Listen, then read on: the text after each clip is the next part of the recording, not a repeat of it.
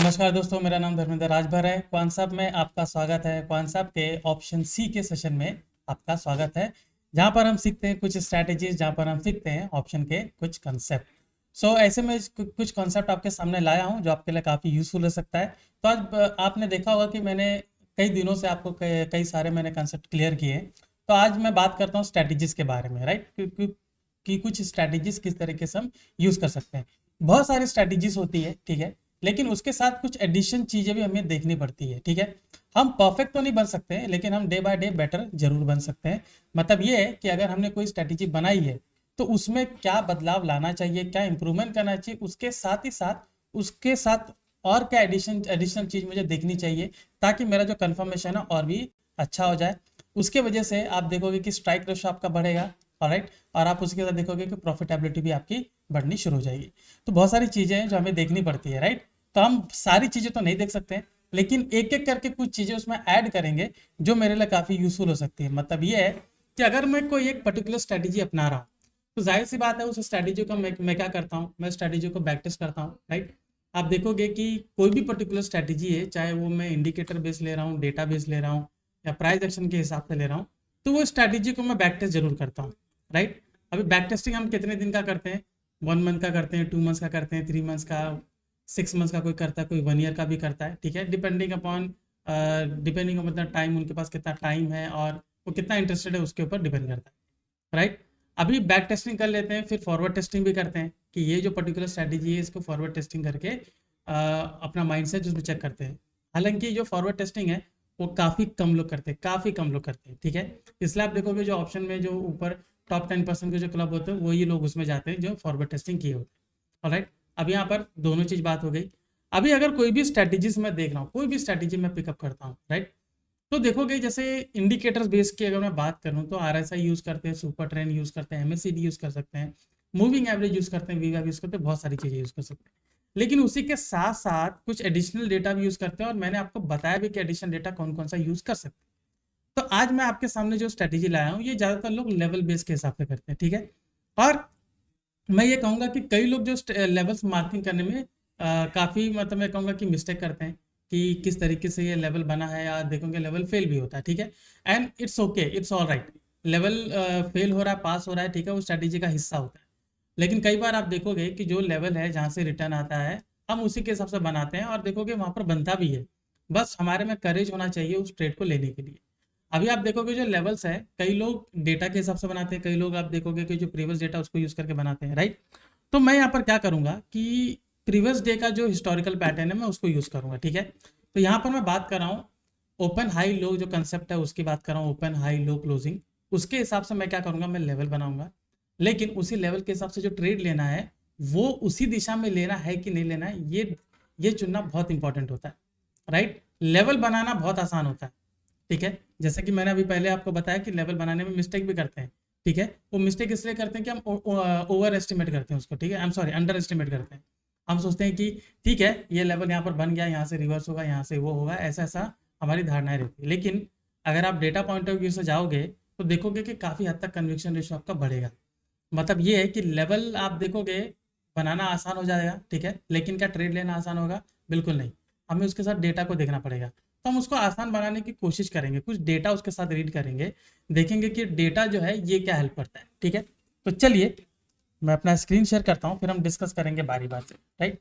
तो मैं जो सेटअप आपको बताया ये इंट्राडे का सेटअप है। तो यहाँ पर मैं इंट्राडे मैं यहाँ पर टाइप कर देता हूँ, ठीक है, इंट्राडे सेट, राइट। बहुत सिंपल है, मैंने आपको लेवल बेस्ड के हिसाब से मैंने बताया कि लेवल बेस्ड स्ट्रैटेजी होगा। तो जो लेवल है ये किस हिसाब से बनेगा? एक तो पहली बात है कि ओवाई डेटा रहेगा, ओपन इंटरेस्ट, ठीक है। कई लोग ओपन इंटरेस्ट को लेकर लेवल बनाते हैं और वो बहुत अच्छी बात है, ठीक है, मैं ये नहीं कहूँगा कि गलत है, ऑलराइट। ओवाई के हिसाब से बनाते हैं, फिर पैटर्न्स के हिसाब से बनाते हैं, राइट। जो आप देखोगे प्राइस एक्शन के हिसाब से होता है, दो ही तरीका है, ठीक है। और एक जो है रेजिस्टेंस सपोर्ट, वो तो हम ये कहेंगे कि जो मार्केट जो है अगर किसी ट्रेंड में है तो रेजिस्टेंस सपोर्ट बना के चलता है, तो मूविंग एवरेज को देकर चलता है। लेकिन ज़्यादातर लेवल्स आप देखोगे इसी के हिसाब से बनता है कि ये मेरा लेवल्स है, ठीक है।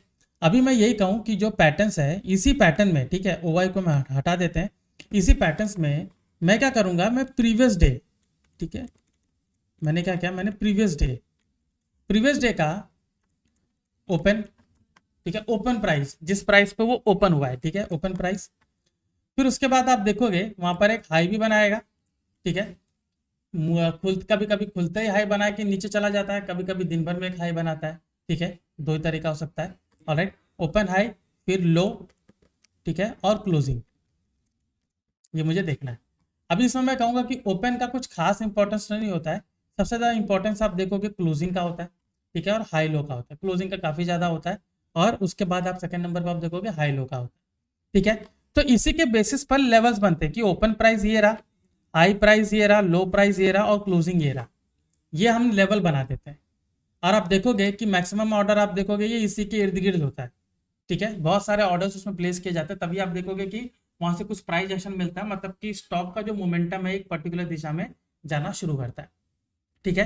तो यहाँ पर मैंने क्या किया, मैंने आपको लेवल्स बना के दिए, ओपन प्राइस के हिसाब से, हाई प्राइस के हिसाब से, लो प्राइस के हिसाब से, क्लोजिंग के हिसाब से। अभी मुझे एक पर्टिकुलर दिशा में ट्रेड लेना है, राइट, या तो मैं अप ट्रेंड की ओर ट्रेड लूंगा यानी कि बुलिश वाला ट्रेड लूंगा, या फिर मैं कोई बेरिश वाला ट्रेड लूंगा, राइट। अभी मैं यहाँ पर कोई मैं ये कहूँगा कि कसिनो टाइप का तो मैं गेम नहीं खेल रहा हूँ, राइट। मैं ये नहीं कह सकता हूँ कि मैं यहाँ पर हंच प्ले कर रहा हूँ, राइट, कि यहाँ पर जैसे ही आता है एक काम करते हैं हम यहाँ पर बाय कर लेते हैं, एक दूसरे स्टॉक में हम सेल कर लेते हैं, ऐसा करके हम यहाँ पर नहीं कर सकते, ठीक है। या फिर मैं ये भी देखूंगा कि कल अगर रिटर्न आया तो आज भी रिटर्न आ सकता है, ठीक है। ये मैं कहूँगा कि उससे ज़्यादा बेटर है कि कल अगर रिटर्न आया तो आज भी रिटर्न आ सकता है, लेकिन इसी चीज़ को, इसी प्रोबेबिलिटी को और भी बढ़ाने के लिए मैं साथ में कोई डेटा को जोड़ूंगा, ठीक है। अगर मैं उस डेटा को मैं जोड़ता हूं तो ये जो रिटर्न आने वाला, जो मैं कहूँगा कि जो मेरा एक प्रेडिक्शन है कि यहाँ से रिटर्न आ सकता है, जो मेरा एक फोरकास्ट है, वो सक्सेस होने के चांसेस ज़्यादा होंगे, मतलब प्रोबेबिलिटी बढ़ जाएगी, ठीक है। तो हम क्या करेंगे, हम डेटा को देखेंगे, राइट, डेटा को देखेंगे, ठीक है। डेटा किस लिए यूज़ किया जा रहा है यहाँ पर, डायरेक्शन को आइडेंटिफाई करने के लिए, ठीक है।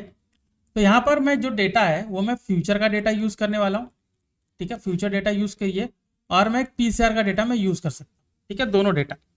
फ्यूचर का डेटा ज़्यादा रिलायबल होता है, आप देखोगे कि फ्यूचर का डेटा जो ज़्यादातर यूज़ किया जाता है पोजिशनल ट्रेडिंग के लिए, तो फ्यूचर डेटा एंड पीसीआर दोनों पोजिशनल ट्रेडिंग के लिए यूज़ किया जाता है, तो मैं दोनों को यूज़ कर सकता हूँ, ठीक है।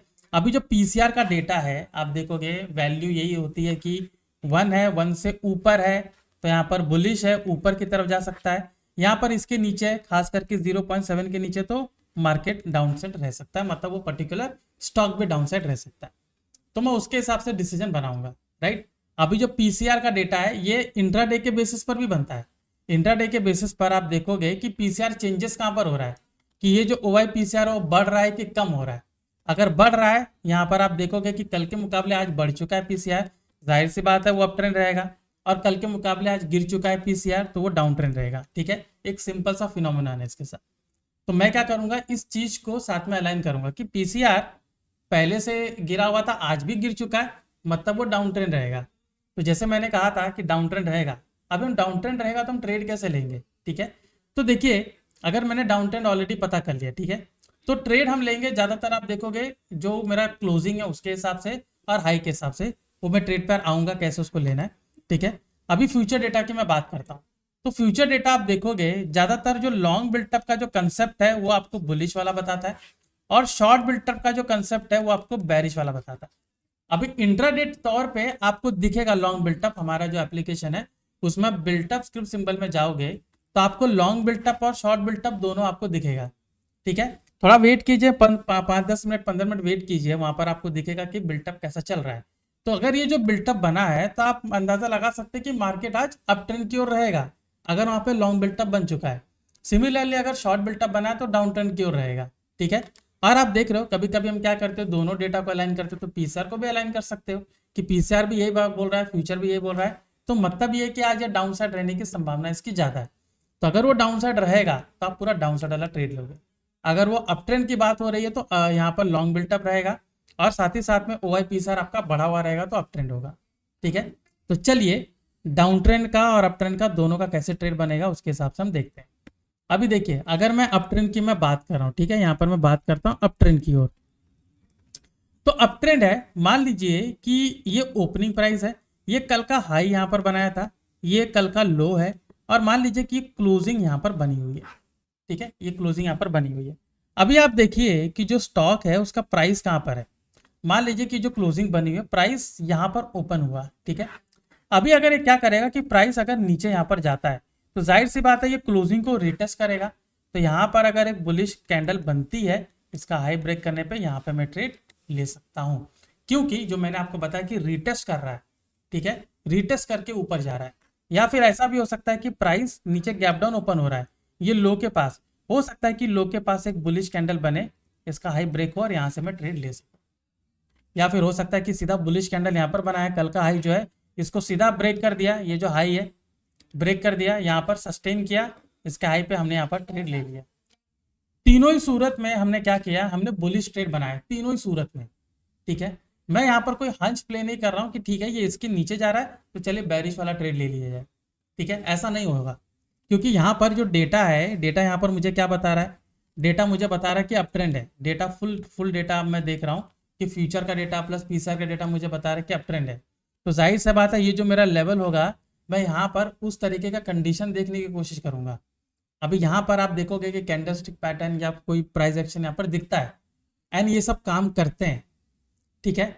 हर दिन काम नहीं करेंगे लेकिन काम करते हैं, ठीक है। जाहिर सी बात है कि आपको रिस्क मैनेजमेंट लेने आना चाहिए। रिस्क मैनेजमेंट ये इसलिए मैंने ये लेवल्स मैंने बताया क्योंकि यहाँ पर रिस्क मैनेजमेंट अच्छा होता है, आपका स्टॉप लॉस छोटा होता है। आप बीच बाजार में कहीं पर लेंगे, बिग बिग कैंडल्स ब्रेकआउट करके जा रही है तो वहाँ पर जाहिर सी बात है स्टॉप लॉस आपका काफी बड़ा होगा। तो इसलिए आप देखिए कि रिटेस्ट का देखिए, ठीक है, यहाँ पर रिटेस्ट करके ऊपर जा रहा है, छोटी छोटी कैंडल बन रही है, वहां पे आप ट्रेड ले सकते हो। क्योंकि अगर एसएल भी हिट होता तो छोटा एसएल हिट होगा, लेकिन आपको टारगेट अच्छे मिलते हैं। आप 1:1.5 का टारगेट ले रहे हो, काफी अच्छा टारगेट आपको मिलता है, ठीक है। तो इस तरीके से इसमें बुलिश वाला ट्रेड इसमें बनता है, ठीक है। अभी बेरिश वाला ट्रेड देखते हैं, ठीक है, कंडीशन सेम ही है। बेरिश वाले में क्या होगा, अभी कल के मुकाबले, ठीक है, मैंने क्या देखा कि कल का ये हाई यहाँ पर बना हुआ है, ठीक है, ये कल का क्लोजिंग है और ये कल का लो यहाँ पर बना हुआ है, ठीक है। अभी जो प्राइस है आप ये देखिए कि प्राइस कहाँ पर ओपन हो रहा है, प्राइस यहाँ ओपन हो रहा है, प्राइस या तो यहाँ ओपन हो रहा है, ठीक है, या फिर यहाँ पर ओपन हो रहा है, कहीं पर भी आप देख लीजिए, ठीक है। मान लीजिए कि प्राइस यहाँ पर ओपन हो रहा है, अभी ये होगा कि प्राइस यहाँ ओपन हो रहा हो सकता है ये ऊपर जाए, हो सकता है ये नीचे जाए। अगर ये ऊपर यहाँ पर जा रहा है तो यहाँ से मैं रिवर्सल का सोचूंगा कि यहाँ से मुझे कोई रिवर्सल पैटर्न मिले, ठीक है, यहाँ ब्रेक हो, मैं वहाँ पर ट्रेड ले सकूँ, ठीक है। यहाँ रिवर्सल पैटर्न रेड कलर का कुछ पैटर्न बनेगा, ब्रेक हो, यहाँ पर मैं ट्रेड लिखूँ, छोटा सा एसएल होगा यहाँ पे। और टारगेट आप देखोगे, टारगेट दो तरीके से, या तो 1:1.5 का लीजिए, नहीं तो ये जो लेवल्स बने हुए हैं आप यहाँ पर टारगेट लीजिए, और वहां तक कई बार वहां पर हमें ट्रेड मिलता है, कई बार वहां तक टारगेट मिलता है।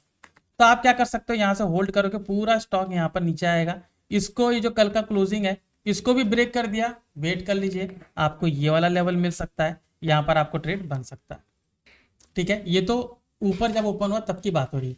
मान लीजिए कल के क्लोजिंग के नीचे हुआ, वेट करिए, ये ऊपर जाएगा, रिट्रेस करेगा, वापस से नीचे यहाँ पर आ सकता है।